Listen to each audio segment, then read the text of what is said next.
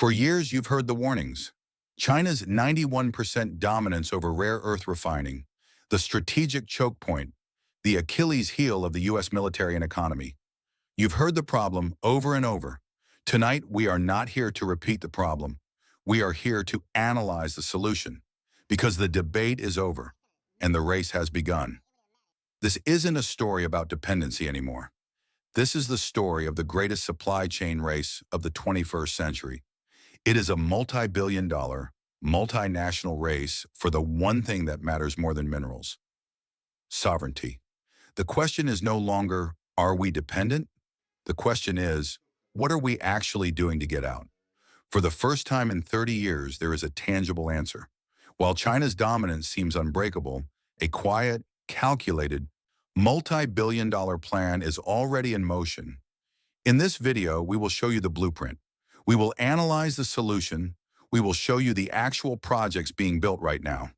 From the deserts of California, to the new industrial parks in Texas, and to the red earth of the Australian outback. This is the evidence of how America and its allies are rebuilding the rare earth supply chain from the ground up. The American home base. America's comeback story begins where it once ended, in the Mojave Desert in California. This is the Mountain Pass Mine. It's a name that might sound familiar. For decades in the 20th century, this single mine made America the world's #1 producer of rare earths. It was the source. But in the 1990s and 2000s, a flood of cheap, state-subsidized Chinese material made Mountain Pass unprofitable. The original owner, Molycorp, went bankrupt. For years, this symbol of American industrial might sat dormant or broken. Even when it was revived by the company MP Materials, it was only a partial solution. And this is the part most people don't understand. For years, MP Materials was doing the easy part, digging the rock. They would mine the ore, crush it, and create a concentrate.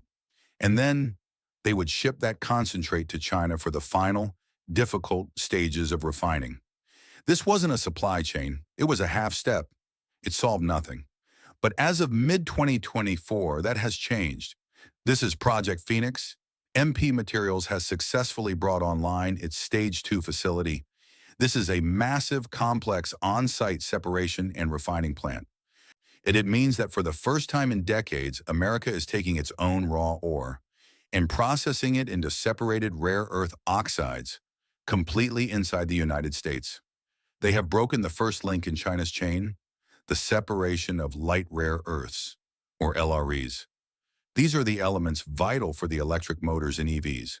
But they aren't stopping there. The problem with China's monopoly isn't just one step. It's the entire ladder. It's not enough to make the oxide. You have to make the metal, and then you have to make the final product, the magnets. This is Stage 3. Right now, with $35 million in funding from the U.S. Department of Defense, MP Materials is building a mine-to-magnet factory in Fort Worth, Texas. This facility will take the refined oxides from California and turn them into the finished, high-performance magnets that General Motors needs for its American-built EV motors. This is the vision, a fully integrated, made-in-America supply chain. From a hole in the California desert, to a finished magnet in Texas, to an electric vehicle in Detroit. Mountain Pass is no longer just a mine, it's a blueprint for America's industrial revival. The Texas Gambit. The comeback at Mountain Pass is a massive victory. It solves the light rare earth problem, the materials needed for EV motors. But the Pentagon, the F-35 fighter jet, the Tomahawk missile, the Virginia-class submarine, they run on something else. They require heavy rare earths, or HREs, elements like dysprosium and terbium, which allow magnets to function at extreme temperatures without failing. And in this category, China's monopoly is not 91%. It is closer to 99%. This is the true Achilles heel that we've heard about. And this is where the U.S. government is placing its biggest bets. The solution, once again, is in Texas. But this time, it's not an American company, it's an Australian one. Meet Lynas Rare Earths. Lynas is, by a huge margin, the largest producer of rare earths outside of China. They've been battling the Chinese monopoly for years from their base in Australia and Malaysia, and now the U.S. Department of Defense is funding their entry into America. In Seadrift, Texas, Lynas is building a first-of-its-kind facility in North America. It's not a mine, it's a complex chemical processing plant.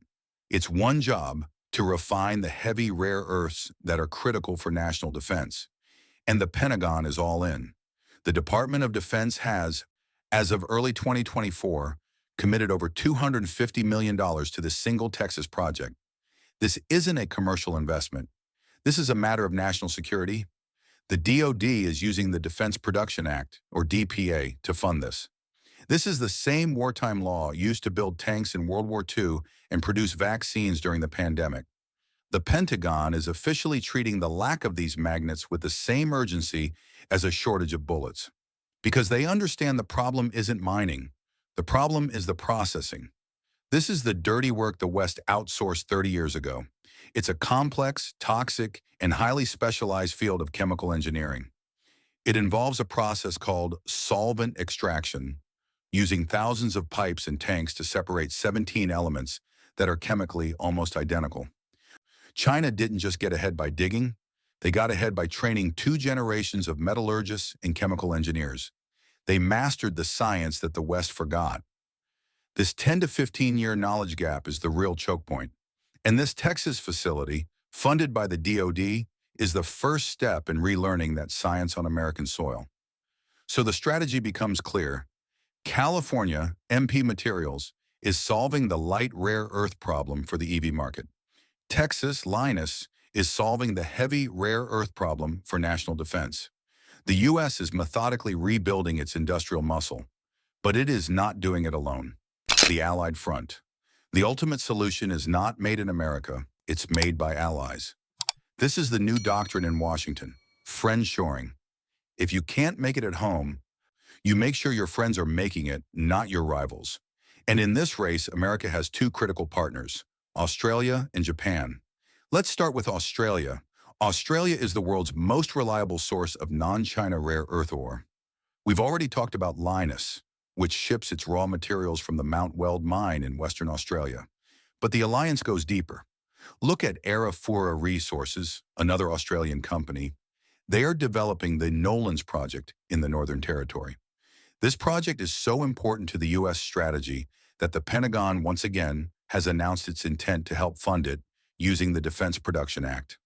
The U.S. is securing the source, ensuring that Australian ore goes to American and allied refineries, not to China. This is the U.S.-Australia cooperation in action. It is a secure supply chain from a friendly democratic partner. This solves the first half of the problem, getting the raw materials. But you still need a market to sell them to. This is where the real financial engine of this entire strategy kicks in. The Inflation Reduction Act, or IRA. This law is the critical piece of the puzzle. The IRA provides a $7,500 tax credit for electric vehicles. But, and this is the key, you only get that credit if the minerals and components in the battery are sourced from America or from a country that has a free trade agreement. This is the financial weapon to fight China's monopoly. It makes minerals from China expensive because they disqualify you from the credit, and minerals from allies cheap because they qualify you. And that is precisely why the U.S.-Japan Critical Minerals Agreement, signed in March 2023, is so important. Japan doesn't mine rare earths, but companies like Hitachi are world masters at making the finished magnets. This agreement, tied to the IRA, allows Japanese car makers like Toyota and Honda to use materials from American or Australian mines, put them in their EVs, and still qualify for the $7,500 tax credit. It creates a closed-loop economic ecosystem for the allies. So let's assemble the new non-China rare earths supply chain. Step 1, mining and refining, done in Australia by Lynas and Arafura, and the U.S. by MP Materials. Step 2, magnet manufacturing, done in Japan by Hitachi and the U.S. by the new MP Materials Stage 3 plant. Step 3, the market, the U.S. and Japanese auto industries, GM, Ford, Tesla, Toyota, Honda, all funded and incentivized by the Inflation Reduction Act. This is how you break a monopoly, not with one mine, but by building an entire parallel allied ecosystem. The sober reality and the resonance point. The plan is brilliant, the plan is in motion, and the plan is working. But as a pragmatic optimist, I must also be a realist. This is not a quick, cheap, or easy victory. There are two hard truths we must accept. The first is the cost. The reason China dominates is because its state-subsidized industry and lax environmental standards made its product cheap. Made in America, or friend-shored, means paying a fair wage. It means abiding by the world's strictest environmental laws. MP Materials, for example, operates a closed-loop water recycling system so it doesn't contaminate the California desert. That is the right way to do it, but it is expensive. The tax credits from the Inflation Reduction Act are not just an incentive. They are a necessary subsidy to cover this green premium and allow Western companies to compete. The second hard truth is the time. As we heard in the original debate, this is a 10 to 15-year race. You cannot build a refinery in a weekend. More importantly, you cannot train a generation of chemical engineers in one presidential term. This is a marathon, not a sprint. It requires sustained, long-term political and financial commitment, year after year, administration after administration. So when we ask the original question, can anyone compete with China? For the first time in 30 years, the answer is a clear and verifiable yes. The blueprint is on the table. The alliance is in place. The projects are being built from the California desert to the plains of Texas and the Australian outback. A parallel, non-China supply chain is no longer a dream. It is a reality under construction. This is the blueprint for friend-shoring critical minerals. It is a case study in 21st century economic strategy. But rare earths are just one piece of the puzzle. In our next video, we will investigate the other critical dependency that could bring the U.S. economy to a halt: active pharmaceutical ingredients, or APIs. This is more than a race for minerals. It's a race for sovereignty.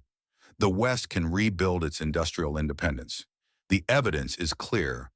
But the real question is, are we, as citizens, willing to pay the real price in dollars, in time, and in environmental standards for the sovereignty that we outsourced for 30 years? Thank you for watching. If this analysis provided value, please like this video and subscribe to this channel. We believe in understanding the real forces that are shaping your world.